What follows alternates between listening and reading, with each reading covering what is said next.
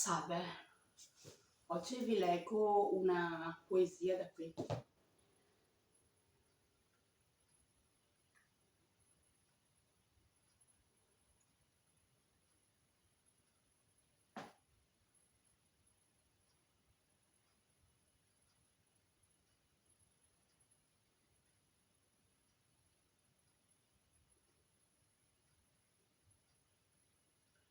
Intimo è colui il quale sa di esistere e sa che l'essere umano porta a sé ogni qualvolta persona, perché quando sai di essere ciò che sei, sai anche ciò che sia l'altro.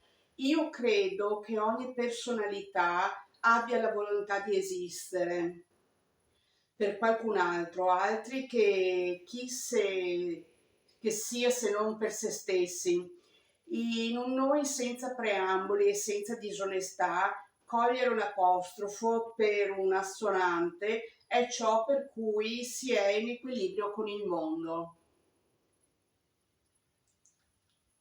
Ciao ciao!